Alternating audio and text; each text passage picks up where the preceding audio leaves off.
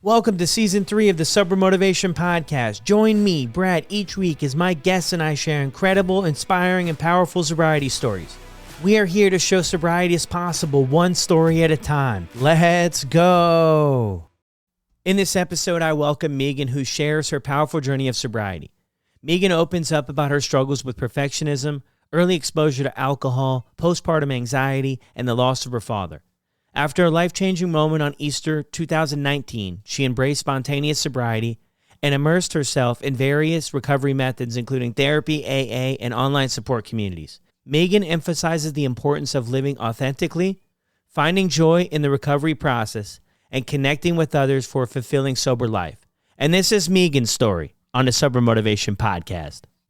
What's going on, everyone out there? Thank you, as always, for tuning in to another episode as we creep up here pretty quickly to 200 episodes here on the podcast. I want to give you a big thank you for all the messages I got recently from people that are enjoying the podcast.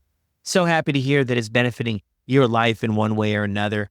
I want to mention too, if you're in a spot where you can support the podcast with a donation, be sure to head over to buymeacoffee.com/sobermotivation. You can subscribe there for the monthly donations or just make a one-time donation. Everything is appreciated and it really helps with creating this podcast, doing everything from booking the guests to all of the other things that are required to keep a podcast going. So that would mean the world. I'll drop that link in the show notes as well. I also want to mention, if it's your first time listening, welcome to the podcast. Don't forget to check out the previous 170 plus episodes of incredible stories all the way back to number 1 with my buddy Luke. What an incredible episode, and the podcast has come so far since then, but is still a lot of incredible episodes along the way. Another thing that's really hit home in this story and so many others is doing this whole sobriety thing, giving up alcohol, whatever it is, doing it alone. I don't want to say it's impossible because it's not. I know people who have done it. It's not as many as who reach out for help and are getting sober that way. But it's really doggone difficult. And maybe that's been your experience. So I also want to mention too, we'd love to have you at the Sober Motivation community. There's a 1-month free trial, like 1 month to check it out, try it out, join some of our live meetings on Zoom, get connected in the chat, and just make some great connections with other people that are on this journey. We've got people from 1 day all the way up to 20 plus years in the community, and everybody's working together to get another day of sobriety and enjoy this life and this road that we're on. So let's get to this episode. Welcome back to the Sober Motivation Podcast. Today we've got Megan with us. How are you? Hi, I'm good. Thank you so much for having me. Of course. Thank you for reaching out and being willing to share your story with all of us here on the podcast. So what was it like for you growing up? That's a great question. I first wanted to tell you, I just want to thank you so much for the platform that you provide. I saw a quote the other day that was, "Shame dies when stories are told in safe places." And I just feel like your platform embodies that. And I also think that it's so good to tell our story. It like frees people from their mental prison and inspires them to tell their story. And it also shows the invisible thread of like our shared humanity. So I just wanted to give some thanks back to you before we started. So thank you for the work that you do. Thank you. Mm-hmm. Yeah, so for me growing up, I had a really interesting childhood. I did not have a normal childhood. My dad had a high profile job, so we moved around like all over the country, all over the world. Before age 10, I'd lived in like 10 different places, was fluent in Spanish, the youngest of 5 children. My parents did not drink, so I was never mirroring behavior, but I definitely had like that need of perfectionism was a constant like theme in my life. When I was 10 years old, my parents separated. And have you ever read Glennon Doyle's book, Untamed? Have you heard of her? No. So she talks about age 10 and how like it's such a formative age for kids and how they learn healthy coping skills and how specifically girls learn to be good girls at age 10. So we aren't supposed to show people our emotion. We're supposed to be good and well behaved and not have these big feelings. But I was a kid with like an insatiable curiosity for life, deep thinker, highly sensitive, which is a blessing and a curse. Age 10, my family breaks up. We have to move back to America, starting a new school. And I started struggling with my eating. So like disordered eating, developed an eating disorder, bounced back between anorexia, bulimia, and then again, just that perfectionism, trying to be perfect all the time. When I look back, I think It was a need of control, like trying to have some type of control over my little brain and over my little life. But perfectionism is interesting. It's a defense mechanism for like a deep-seated inadequacy. And it's also perfectionism is like holding yourself to a standard of someone else's metric system. But now, I mean, I can see that now in my age now, but at 10, I didn't know any different. It was just this need to be good and be perfect. We had moved to this really small town. I'm sure you've heard this on the podcast before, but what is there to do in a small town, right? Yeah, you've heard that one before. It's country town. I love the people there. It took me a little while to fit in, but just your classic story of stole some aftershock. Do you remember aftershock? Do you remember that? No. Oh, No, what is that? What is aftershock? it was like this cinnamon liquor with like rocks in the bottom, like crystals. Oh, God. Anyway, it was Oh, really God. bad. Don't ever try it. Like, just be glad that you never tried it. So anyway, 13 years old is really young to start drinking. I had a diary I kept back at that age and read that entry around why I was drinking so young. And I think it was just a rite of passage. And then again, that curiosity, like, what is this that everyone talks about? And also maybe to escape my own brain, my own like need to be perfect. Like, let's just be reckless. It's funny because my friends say I have two speeds, either like fast as possible or slow. Like, there's no yellow zone for me. So with drinking, that's how it was. In high school, I was good, a good kid, a good student. I was an athlete. So it forced me to not really have a lot of incidents with drinking. But when I did drink, it definitely was a binge drinking, drinking in excess, engaging in risky behavior. But then I'd clean up and do what I was told. So I was a high school athlete. I was a really good runner. I was also in a small town, so I was like a big fish in a little pond. But I definitely, like, my whole identity was wrapped up in being an athlete, being a good runner. So when I went to college, I got a Division I scholarship to run at a private school in Georgia. And now I was a little fish in a big pond. And my running was bad. I went from winning all of my races to just not performing well. I think I was partying too much. I think I had lost my love for running. I'll never forget, I had this race where my dad flew in to see me run, and it was against UGA in Alabama. And I got dead last, like last place. The cop car was behind me. That's how slow I was running. And I'll never forget my dad's face when I crossed the finish line. He wasn't disappointed in me, but I could still see it, and I could see the disappointment in myself. And I think I had just completely lost my identity. I just started again in the drinking world because drinking is always there, especially when you're in college, right? Yeah, just again, numbing out all the time. And in high school, when I would drink, it was fun. But in college, it was sad. It was more of a sad experience, just trying to escape my own brain. So I cleaned up a little bit and I decided, you've probably heard this one before, but the geographical cure, where you just move away and just forget all the problems that you have. Yeah. One question there before we jump into that. As you're going through this, though, as the drinking is picking up steam and it's maybe shifting a little bit too from your experience in high school to your experience in college, at this time in your life, were you aware that the drinking was causing a negative impact on things for you in college? That's a really good question. I think deep down, yes, but I would squish that feeling down. I definitely, a lot of people would drink heavy in college and in the community that I was, but I knew that I took it to a further level than other people. I knew that I almost like had a bigger of a dopamine hit from alcohol than the average person. Like, it excited me a lot more. And so I knew I could almost see the writing on the wall. Like, the foreshadowing was definitely there. Yeah. And that's so interesting too, right? Because it does seem to hit us different. And I don't think it's for everybody who, when they first start out with drinking, that's going to have that extra rush of excitement or something. But you hear like these common trends and stories like, I would drink and it would help me clean, and I would drink and get energized. And then I see like the quote unquote normies around me and I'm like, I don't see a lot of those behaviors for them. But I'm with you. I had that ever since I had my first drink at this college party. My first drink, I got drunk the first time. Yeah. The first time I drank. And I had this weird little feeling too that, like, it wasn't at the time, but I had this weird thought that was really strange that was like, this is going to be too much and you'll have to quit this someday. Mm-hmm. I know exactly what you're saying. I feel like I had the same experience. Yeah. And ever since, like, that was ever since the beginning. And I was like, I never paid any attention to it. I'm sure, like you mentioned there, because I had lived in this chaotic world between my ears. And then the first time I drank, I was like, oh my gosh, like so much relief from everything that I'm not capable of being, or think that I'm not living up to the standards of other people, and all the insecurities everything just shifted away. It just melted away. And I was like, whoa, now we found something here that really makes sense. And yeah, it became like a superpower, right? It lifts you up until you're down deep into that Venus flytrap and you can't get out. Yeah, 100%. So you're in college here. Mm-hmm. And I'm interested too, even before we jump even forward to that other story there, what was your experience like with being the youngest of 5? Yeah, that's a really good question. I think I constantly was looking for attention because there were so many kids. And I have a funny story. Like one time I ran away, like I was young and I was like, I'm just going to run away so that they have to look for me. And I like went down the road with like a Barbie and like a pair of underwear. And I came back and no one even knew I was gone. It's so funny. I think that being the youngest of 5, you have that need to like show out and make sure that you remember I'm here, but also just that need to feel grown up. I was always the baby, like the baby of my friend group. I have an August birthday, graduated at 17.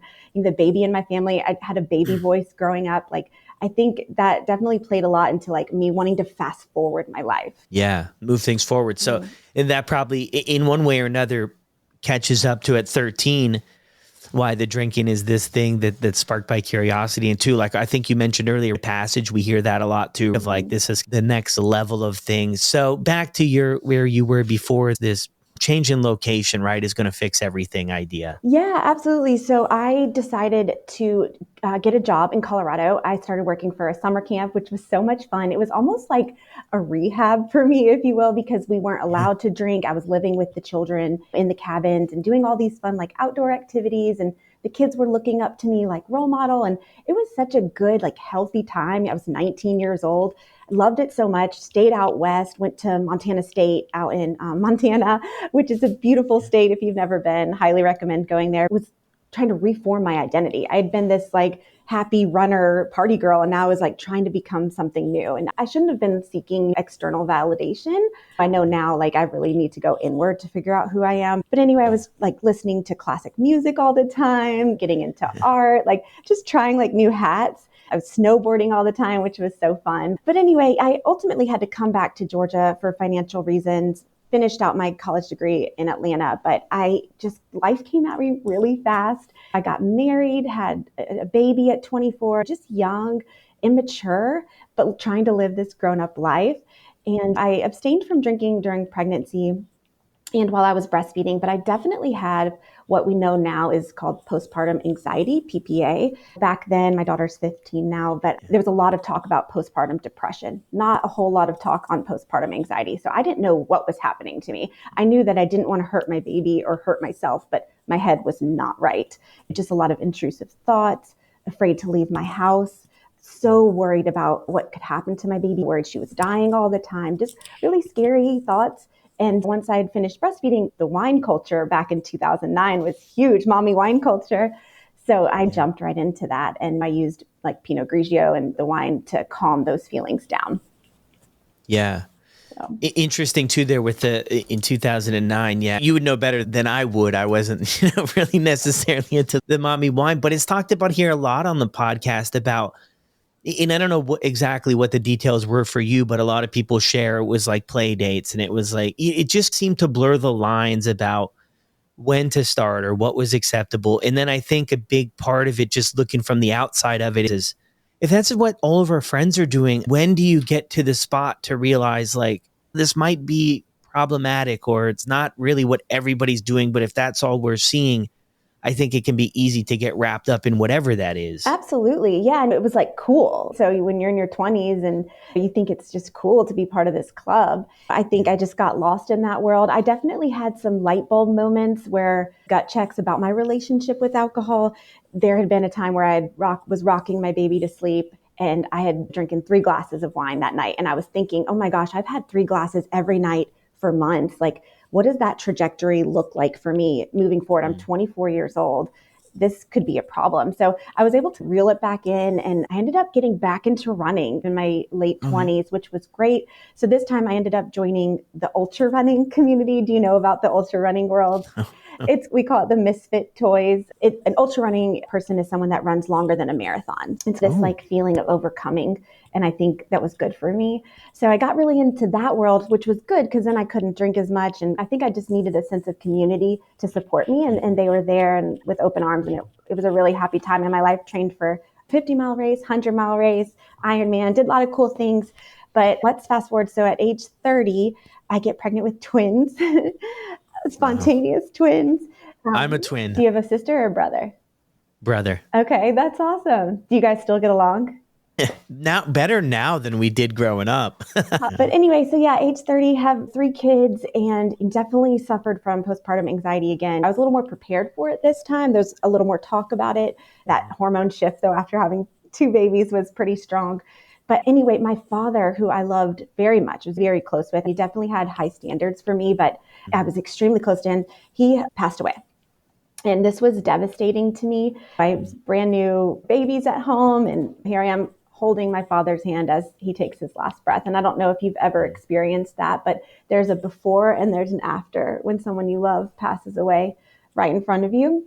That kind of spiraled me from age 30 to 34, progressive, just downfall. And again, nothing that anyone else could see because I was hiding all of my problems from the world because I didn't want to bother anyone with them. That's that whole perfectionism theme. Yeah. So 34 years old, they say the last 6 months of your drinking is pure hell. That's very much true for me. I was a nurse at the time, a labor and delivery nurse, and I worked like my shifts in a row. So you'd have a lot of time off, and that kind of created this like binge drinking kind of behavior. And I just started doing really scary things I never thought I would do. So drinking in the morning, just getting physically sick from my drinking, throwing up blood, having some shakes, like really scary symptoms. And just that feeling of that confidence inside of me just completely going away. I would look in the mirror and I couldn't even look at myself in the eyes. That's how bad I had become. So April 21st, 2019 was Easter. It was Easter Sunday. I had been on like a 3-day bender, and I just embarrassed myself that whole day in front of my family, in front of my kids. And this is a holiday for the Lord and for children and for family. And I was throwing up and blacking in and out, and just a disaster, embarrassment to everyone around me. And I woke up that next day, and I'm like, if you know me, I'm naturally a highly energetic, happy person. And this was the lowest I'd ever felt in my life. I was laying there in bed, and I started to have very intrusive suicidal thoughts, which was very scary. That had never happened to me before. And I didn't know what to do. So I just laid there. And there was this little voice came over me, and it was like, just stand up. And other voice was like, no, like your life is gone. The world would be better without you, is what I was hearing. And that voice that was telling me to stand up won. So I was like, let's just stand up and see what happens. At this age, I was having really bad hangovers. At the time, I didn't know that that was going to be my last drink. I thought it was just going to be another hangover that I would nurse off. So I stood up from bed, and I don't know if you've ever had like an electrical impulse hit you, or I don't know, the hand of God fall on you, but I fell down to my knees and I surrendered. I begged God to save me. I surrendered like physically, mentally, spiritually. I think I just gave up. I was like, I can't do this anymore on my own. I need help. I need serious help. I got up from the floor and I told someone. I called my sister and I said, I think I have a drinking problem. Again, like nobody even knew. That's how well I hid it. I called a friend and told her. I was burning the ships, if you will, making situations where I couldn't come back from. And ultimately, I told my daughter, who was 9 at the time, I promised her. I sat her down after school and I said, I will never drink again. I promise you. And to this day, she says that's the best day of her life. She's really sweet, very sweet. So yeah, it was a transcendental experience. There's experiences in your life that change you forever. Those sliding door moments, if you will, where one change affects the rest of your life. I never thought that I would have the life I have now. And I'm just so thankful I had the clarity that day. Spirituality whatever it took, the three together, but I haven't had a drink since. Wow. Well, thank you so much for sharing that with us. Yeah. I'm curious too, backing up for things a little bit, because throughout all this, you probably had glimpses of this is where I'm heading and the hangovers get worse. And you're already struggling with anxiety in some of your story, as we all know, like some people refer to it as the hangxiety, right? Where it just gets so bad. Yeah. Towards the end, I could feel it in my chest. It Mhm. felt like there was an elephant sitting on my chest. A lot of people too that I've heard on the podcast, and you're in this field of this profession. A lot of people too talk about panic attacks, going to the emergency room, maybe experiencing that heart attacks. And that's how bad that it gets. What I'm so curious about is somebody who's in your spot, right? Nobody outside, because there's so many people that fall into this area, what some people might consider gray, or my friend Andy coins it up, a middle lane, this part on the spectrum of it's one end, and one end is just starting and the other end is things are a lot worse and it's out there. And I think it's really hard for people to get sober and quit drinking because they've still got the job. Mm-hmm. Nobody's harping on them like people do in the movies that we watch. And they haven't gotten any legal trouble yet. You kind of check these, you're going to go through this list, I think, mentally. And I was guilty of this too, right? When things weren't that bad. Well, things aren't that bad. I'm still working at Little Caesars. I still got my job, and I'm driving my girlfriend's grandmother's car. Like, when I look at it now, I'm like, that's not good. But I was like, things are okay. I've only got one felony conviction. So like, that's not too bad. I can make this work somehow. But I think people that aren't even at that point are able to do it. And I'm really interested what kind of helped you maybe break through some of those reasons why it wasn't that bad, if that makes any sense. Yeah, no, absolutely. So it's so interesting that you say that, because that was me. I was having panic attacks, like full blown panic attacks. And physiologically, I know now what was happening. So alcohol suppresses your sympathetic nervous system, which is like your fight or flight, ready for battle. So when it starts to leave your system, the sympathetic nervous system starts to increase, right? So you're calmed down when you're drinking, but then as it weans, your sympathetic nervous system's in overdrive, right? So your adrenaline is spiking, which makes you feel like freaking out, like your heart rate's elevated, your eyes are dilated, you're ready for battle. And that's why you can have those physical, anxiety symptoms. So I would have horrible panic attacks. My hands would go numb, my face would go numb, felt like my throat was closing. So I went to my primary care doctor. I was not a nurse practitioner at the time. I was just a RN. And she maybe didn't have the right screening tools. I don't want to put any blame on her, but I definitely was looking for help, and I did not get the help that I needed. I didn't flat out tell her my whole relationship with alcohol, but I definitely was trying to convey to her that I needed help, and it just went right over her head. And I think that's why I'm really passionate about what I do now and screening those type of patients with those risky behaviors. But yeah, to answer your question, I think there was definitely moments where I thought, okay, I'm headed down the wrong path. But then you get in that guilt, shame hamster wheel of, okay, I did something bad. I did something that's inauthentic to who I am. I feel awful about that. So now I'm going to drink to cover up those bad feelings. And then you just get stuck in that cycle. And what I had that day was what you call a spontaneous sobriety moment. And I'm very thankful I had that. But some people can plan it out and pull their own self out. I think mine was a metaphysical experience. Yeah, I'm with you too on the spontaneous sobriety. I only heard of that term more recently, but when I look back at how I ended up getting sober from drinking, at least, that's what it was. I just woke up one morning. I had some strange, unexplainable spiritual experience that I woke up and I was just like, the thoughts that were coming in were like, dude, you got to get yourself out of this. Like you have to make a change here. And I had been trying, I went to the meetings, I went to the therapy, I went to the doctor's appointments, I went to the rehab, I did all that stuff, and it all planted little seeds. I don't want to say it didn't work. I think sometimes we get lost in what works and what doesn't work. And I believe everything we do plants a little bit of a seed, and then there's water over time. So just going for one thing, if you aren't able to find sobriety right afterwards, doesn't necessarily mean things didn't completely work. And I just woke up that day and it was a long conversation with myself. It was the long, strange conversation with myself, looking in the mirror and saying, ultimately, at the end of the day, this is where you are.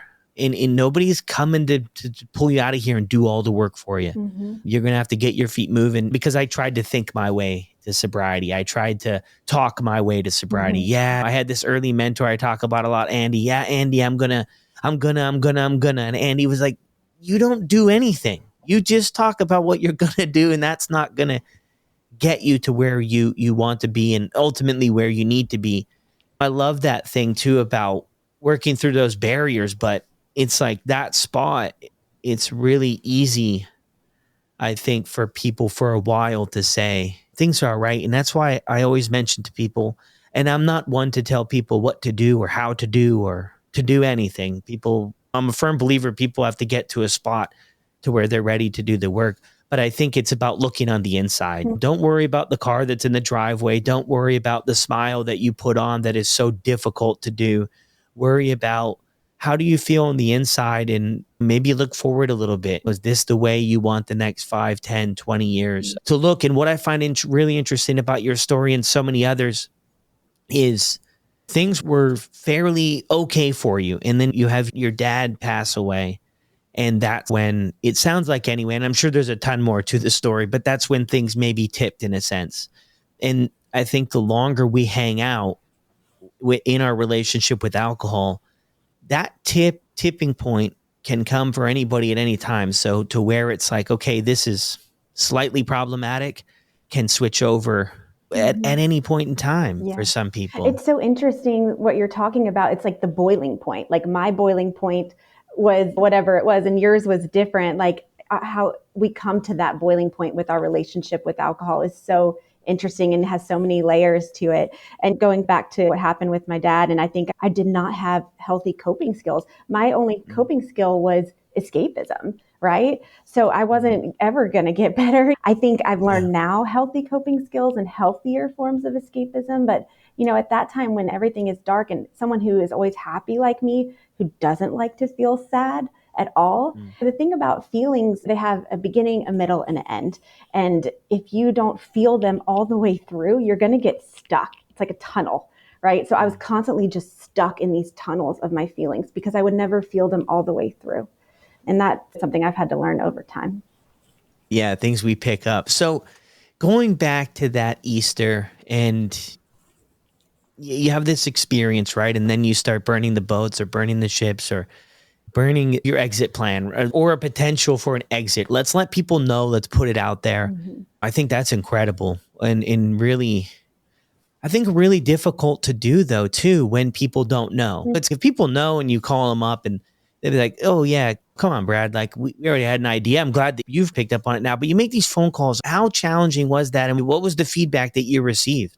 That is a really great question. I had to accept defeat. And as someone who struggles with perfectionism, that's a very hard thing to do. I had to not only admit to myself that I could not continue this relationship anymore, but I had to admit it to the people I loved the most. But I'm insanely proud of that moment. And 20 years ago, someone like me who's a provider could have never talked about this openly and publicly. And because of people like you, I'm able to now have this platform. But I look back on that time in my life, and granted, I was a mess, but I am so proud of that girl for getting up off the floor and telling someone, because my life would have turned out way different. Did you ever read the choose your own adventure books when you were little? Do you know what I'm talking about?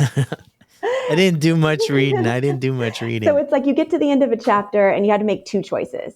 And depending on which choice you made is how your life would, the book would end, how the book would end. And I think about my life like that. And that was a very, interesting chapter. I had two choices: keep drinking, keep going the way you're going, or stop and become who you really are, become the person that you can be. I knew that I was not the mother my kids deserved. And I know that I am now. And that's really special. So.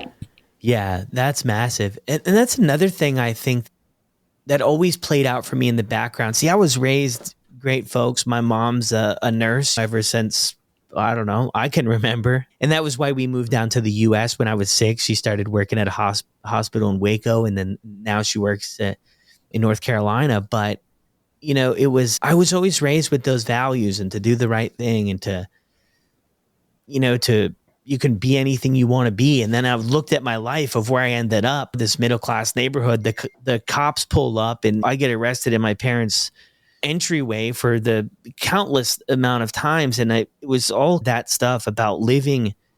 I was going against the grain of what I truly knew was right. And I think after years of doing that, I just really got worn out from that. Mm-hmm. In like we hear it so often, right? The booze, the alcohol, the drugs, whatever it is, it works for a bit and then it stops working. It gives you wings and then takes them away. So Mm-hmm. like it was great. I was able to escape the life I was living, the feelings. And then after time, it wasn't working anymore and it required more time. And then it just didn't work. And I Mm-hmm. was like, it was really scary for me personally because I was like, man, I've leaned on this thing to help me out through.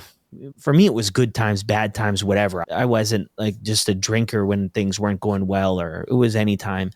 But then it's not working. And I was like, whoa, Mm-hmm. now what am I going to do? All this stuff piled up. But just what you mentioned there too about being a mom. And I can only imagine that it's really heavy, right? Because you have that vision of how you want things to be. And it's like, I got to get there. I think I had a lot of shame around not being there for my kids when they were little, and I never did anything harmful or drove with them or anything like that. It probably could have progressed there if I kept on that track. But ultimately, I don't think that we are here to save our children. I think we're here to show our children that we can save ourselves.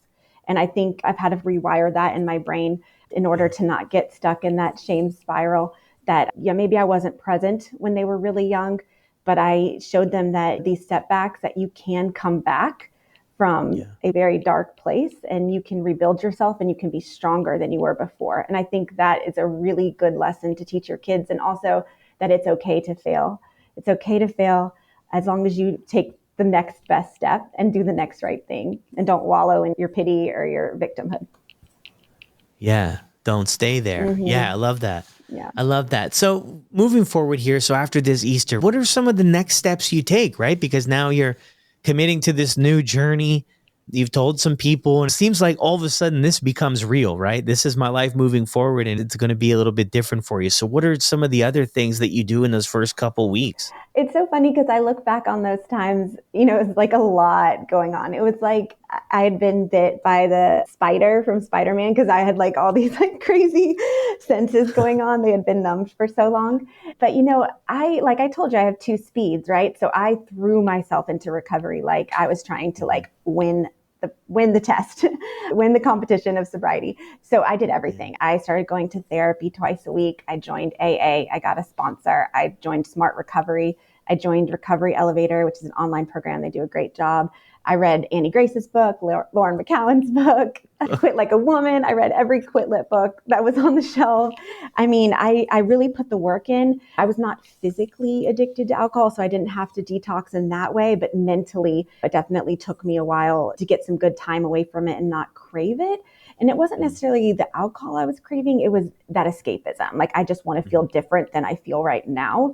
So, I think the milestones really helped me, like, get to 1 month, get to 6 months, get to 9 months. Those little milestones were someone who's like very goal oriented, like I am. That was really helpful. I think reaching out and having a community was instrumental. Trying to do it alone would have been impossible. We think we're an independent person, but we're really an interdependent society. And it was so helpful for me to have people I could rely on. I didn't come out sober until I was about 6 months. And that was really scary to come out sober on Yeah. my social media and like tell people. That was like insanely terrifying, but I did it anyway. And I think I ultimately did it, one, to keep me in check, but also for the greater good of humanity. When I was struggling with my drinking and I would see other people's stories of, overcoming it, or even just the fact that they had an issue with drinking, made me not feel so alone, like I was on this island. It's funny. I remember when I would be in my like big throes of drinking, I would be walking around on the street and looking at people and being like, why do they look okay and I'm not okay? What is wrong with me? I am not normal. And so to be able to find those parallels in those stories, other people's stories and mine, that's what got me here today. So I am always proud of the fact that I am able to share my story publicly and to talk about it. But yeah, that first year I started grad school. So I've always wanted to be a nurse practitioner. So I started school. I was very engaged in my kids' lives, and I had like childlike joy again. I felt just happy and free. And I also felt like I could become the person who I wanted to be and go back to that root of authenticity. Because for so long, I was trying on all these different hats. I'm a runner, I'm a sorority girl, I'm a partier, whatever. I'm a girl that snowboards. Like ultimately, I had to stop all of those things, stop numbing myself with substances, and figure out who I was at my core, not seeking external validation or other people telling me who I was. Yeah. Well, thanks for sharing that. That's a great list. And that does line up exactly with how you describe all or nothing Yeah. type deal to plug into everything. One thing I think back and I reflect on that first year of sobriety is a lot of that stuff you mentioned too, right? Joy creeping back into my life and generally being joyful for small, like just stuff that I just didn't know. A walk on a trail Mm-hmm. and being like, this is the most incredible thing I've ever done. And I didn't connect with that stuff before, but I also just remember just how emotional it was for me at times too, experiencing those. I call them little things. They were really big things, but I guess in the grand scheme of life, they were small. Waking up early and hearing a bird Mm-hmm. singing in the forest or on the back deck or whatever it was, like stuff that I had just tuned out completely. Mm-hmm. Did you find a first year emotional at times, like the joyful emotional stuff? Absolutely. Yeah, I know exactly what you're Yeah. talking about. I think in that first year, physiologically, you're resetting that dopamine, right? So before you'd have to get your hits from alcohol, but now you get even a bigger hit of dopamine from reading a book or having a cup of coffee or listening to the birds. It's so interesting what happens in your brain and that neuroplasticity that we have, which is so amazing that we're able to rewire our brain and that dopamine system. But yeah, that first year, there was a lot of growth. I definitely had to overcome the shame of what I Mhm. had let my life become and that Mhm. confidence. I had to build that back, but I definitely did. And I look back on that first year like I was like a newborn baby, just Yeah. becoming who I am today. But yeah, those were happy times and finding those connections with people. It's so funny because I feel like before you put on these masks of like, when you meet someone, well, I've done this and I'm a nurse and I run marathons and like these are like our calling cards. But now I realize I connect with people with their imperfections. So like, tell me your most shameful, scariest, darkest Yeah. secret, and I will love you for that. Like I connect through the suffering, not the fake masks that we wear. Yeah. And that's why I'm with you on that. I think maybe that's me too with doing the Yeah. podcast, right? Connect with people, and it personally just doing this brings me so much joy, especially to hear how people were living and the choices they made and then how they're feeling now is just, it's incredible experiences. And then like you with your story, being able to share it to help others and at 6 months putting it out there. And I love that too. And everybody's going to find their own balance with that. When do I share this? Do I ever share this? I think there's so much power in that. For one, it opens up the door for other people. That's what I always hear when people share. Yeah, I shared it on my Facebook, and so that I knew so long ago sent me a message and I didn't even know they were struggling. And I'm like, oh, that's interesting. Sounds a lot like your story. Yeah, exactly. And then also I feel like too, it also just gives the go ahead, because a lot of times people are thinking I'm going to go to this party or I'm going to go for Christmas or for vacation. And if nobody knows that you're not drinking, it's really hard to expect them not to offer you a drink if Mm-hmm. that's what they're used to seeing. And if you put it out there, then it's like, oh, now I know Brad's not drinking. So when we do the events, whatever, like they might not change their ways, which is okay. People are going to probably still do their same stuff, but they're going to hopefully respect the journey that we are on and they'll know about it. So you plug into all this stuff. What do you get out of it? You're reading all the books, you're joining the communities. What are like a couple things that you're getting out of it for somebody who might be starting out and saying, I've tried everything and I just don't know what to do anymore? Yeah, no, that's a great question. I mean, I think trying on all of the things in recovery is important because I found some things worked and some things did not work, which it's so amazing that we have these things now in 2024 because 15 years ago, we really didn't have anything but AA, and AA is great. But I did struggle with AA with the first step that I am powerless because I've talked about this before, but I feel that when I'm around alcohol, I am not powerless at all. Alcohol took so much of my power. I am not giving it any power back. So I've had to reframe that. Instead of I am powerless, is I have choices. I have choices. But from AA, I think it was great in the sense that it's free, it's very readily available, and the sense of community is great. it is a little bit more man dominant. So for females, sometimes they can feel a little bit lost. There's good there, but there was definitely things that I didn't track with.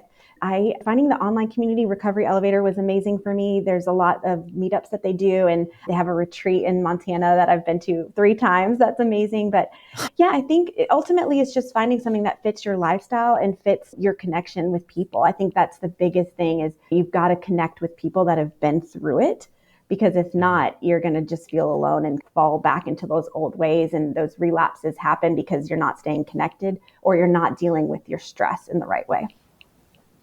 Yeah, love that. Yeah, we have a really good time too, like because I host a community too, and it's just incredible, I think, and people share it all the time, right? It's a little bit of accountability, even though it's virtual people, but it's fairly easy entry, as it's not maybe as overwhelming or as scary as going to your local community and seeing people that you either work with or this or that. And it's so helpful. And you're right about that's my biggest thing for people. And it's not only to get to be a part of a community, but I always say you get what you put in. So if you just hang out and you never get involved and you never share and you never put yourself out there, that's okay. That's a great place to start. But I'm always like, you know what I mean? That's what we've always done. Yeah. I always did anyway. When I went to my first AA meetings, I came a little bit late to avoid the guys smoking the cigarettes because I didn't want to talk to them. I showed up a little bit late, grabbed the last chair, and I always snuck out before the Lord's Prayer. And here I went home. On my way home, I stopped by to grab some alcohol, and I was like, why is this not working? And then it was explained to me from my friend Andy again that you're not doing anything. You can't just show up in a room and expect for your life to change. Right. If it was that easy, we wouldn't be here, Brad. If it was that, Andy and I never would have met. We would have figured this out a long time before it got to where it did. I'm really curious too, going back in your story, you went to visit, I think, your doctor there? Yeah. At some point, and it wasn't really discovered, or you didn't get the support there. How do you go about things for if somebody comes in and they're struggling too with and how can people maybe approach that? Because the story you shared there was not one that I haven't heard many times over. Absolutely. And I think I come from some experience and maybe a little more compassion, given that I do have my recovery. But yeah, ultimately, if a patient comes in and they're showing red flags, or they're voicing to me their concern with their relationship with alcohol, first I want to make sure that with the CWA score, it's like a screening tool that I don't need to physically detox them either through the ER, physical detox place, or if I can detox them myself. So once we get past that and I know they're okay, they check back in. We start with what are your core values, right? Let's lay the foundation again. So just an example of what mine are, which I've worked on over these last 5 years, is authenticity. So being true to who I am. Curiosity. So being curious about the world and growing from my mistakes. Courage, being brave even when you don't want to. Gratitude is huge. How much more magical would your life be if you were in a constant state of appreciation of everything that you have? And then I'm big on altruism. So that altruistic, the greater good for humanity, that's really important to me in that interdependent society, that I leave a legacy that helped future generations. I think about that all the time. So those are my core values. Other ones would be balance, peace, empathy, integrity, love. So I really want them to work on and sit with themselves, physically sit with yourself and think about what matters to you, because that is something you can always come back to. I will act in alignment with my core values because they are my foundation. So once we do that, then I work on stress reduction. So there's 10 things that I tell them to do in the moment when you're in a stressful situation, or just habits to adapt. So physical exercise is huge. It releases happy chemicals in our brain. It's also an energy release. Sunlight is huge, at least 20 minutes a day. It raises your vitamin D levels, which kind of sets our hormones and help us feel better. Crying is huge. So a lot of people don't want to cry. I did not want to cry, but it's very cathartic and it's an energy release as well. And sometimes we just have to physically get the emotions out. Laughter is another one. So not self-deprecating humor, but that guttural laugh that you have when you're with your friends. Physical touch, so affection, a hug from someone you love. Creative expression. I love this one. This is something I've been tapping into recently because I'm not a very creative person, but they say unused creativity can manifest in anxiety and depression. So finding ways to be creative in your life. And then I also really like journaling. Journaling, Lauren McCowan talks about this, but it's like if you have a big knot of yarn, journaling is like untangling that knot slowly. And there's really easy ways to journal. Some people get overwhelmed when I tell them to journal, especially men. They're like, what do you mean write a diary? I'm like, hold up. So it can be very simple. It can be what went good today, what went bad, what can I work on tomorrow? Or if you want to get a little bit deeper, what did I do for my health today? How did I stay connected today?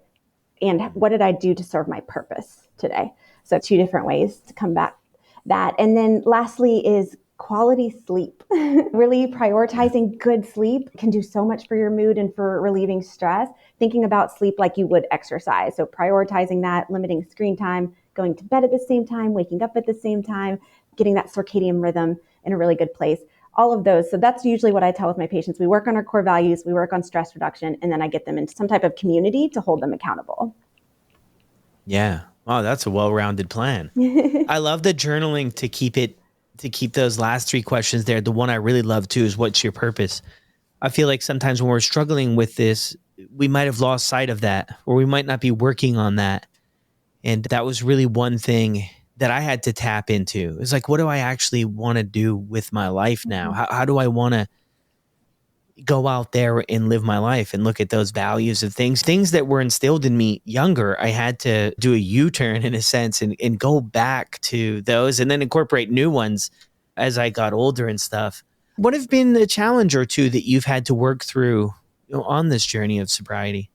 That's a great question. I think ultimately learning healthier coping skills, right? So sometimes I still want to escape and I can get into unhealthy behaviors, but better than the alternative. So sometimes I won't eat like I should, or I'll over exercise. So just getting curious about why I am that way, but also not shaming myself for these behaviors. I'm doing the best that I can with what I have. But yeah, challenges through career, through relationships. I've definitely navigated a lot in these 5 years, but it's been such a blessing to do that sober. I think I was so afraid to feel things, but now I'm just so thankful I have the ability to feel everything. That to me, like missing out on that would be like at the end of my life, I would regret that so much that I just numbed this human experience. Like that is the human experience, is to feel joy and sorrow and humility and anger and all of it. Like joy and sorrow will always coexist, and the duality and the impermanence of life is what makes it so beautiful. Yeah, that's incredible. And that's the thing too, is like at the beginning, it's the big thing is just the alcohol, right? Like I've got to quit the alcohol. And of course, that's the first step to get to all this other stuff. But it's so interesting too, over the years, just watching my growth. I'm not where I want to be yet, but I'm not where I was. And that brings me just so much joy that I'm not just stuck in that same circle, that I'm able to say hard things happen and I feel all these different ways, but I'm able to sit with it, work through it, and find other things like maybe video games for 20 minutes sometimes just to take the edge off of things and then go to work on things. But it's such a beautiful thing that when I first got sober, I didn't know about all this other stuff. They talk about you're going to live this great life and you're going to have opportunities potentially and all this other stuff. But I did not know that this other stuff was going to be part of all of it. Like I just was so focused on just getting another day. And then all this other stuff starts happening. I'm thinking towards wrapping up here. I'm wondering if you have a message for somebody out there who's just struggling to get or stay sober. That's a really good question. For me, it was just stand up. Just stand up and tell someone, ask for help. I also think in your life, you can overcome anything if you just stay true to who you are, not again looking for external validation, but sitting with yourself. That meditation, that mindfulness practice, quieting the mind, all of that can really help you figure out who you are and your own uniqueness. I also think in terms of wellness, like wellness is more like not an end goal. Like there shouldn't be, like you were talking about, you're constantly in this state of evolution. That's what we call spiral dynamics, like constantly going to higher levels of consciousness. And I think wellness shouldn't be like an end goal, like the gold at the end of the rainbow. Like the gold is the rainbow, if that makes sense. So like enjoy the process of it. Because if you're constantly looking for the end result, you're always there and not here. And I think like living in the present moment has been really helpful for me. And that would be something I would definitely tell someone, is like focus on the present moment and focus on who you are at your core. Yeah. And that's so true, because a lot of people get into it, right? I want to hit that 30 days. I want to hit that 60 days, that 90 days. The only way that happens is if we get to 1, 2, and 3, and 4, and 5 first. So it's slowing it down and just coming back to ourselves, doing the best we can with where we're at too. Yeah. I love that. That's the thing that's so beautiful about so many areas of life outside of even just giving up drinking, is the process is the most beautiful part. I'm really bad for achieving goals and then still not being satisfied in achieving the goal, but just loving sometimes the painful transition in between. That's what I love. Like, I get to a spot and I'm like, I thought that was going to be a lot greater than it was. And I'm like, the fun was getting here. I know exactly what you're talking about. I am such a goal-oriented person. I've had to really reframe that. Like, I had a 30 before 30. So 30 things I wanted to do before I turned 30. I had a 40 before 40. I just turned 40. I just completed that list. And I think ultimately I've had to change that word goal to idea and learn to like love the process of me attaining that rather than that end point. I think that's so important to live in the moment rather than the end, because then you're just fast forwarding to the end of your life. So really just enjoying that whole process of learning. Yeah. Anything else that we've missed that you want to mention before we sign off? I just want to thank you so much. The legacy that you are leaving behind, like, I hope you know how important that is and how you are changing generations to come. Like, being someone that is an advocate for sobriety, but also holds space for people to share their stories. You're healing so many people. You're healing my family. You're healing everyone's family. Like, I want you to know the work that you do is so important. And people like me are very thankful for what you do. Yeah, I'm going to start crying over here. I mean it. I mean it from the bottom of my heart. So what a legacy to leave behind. I'm very honored to know you and to meet you.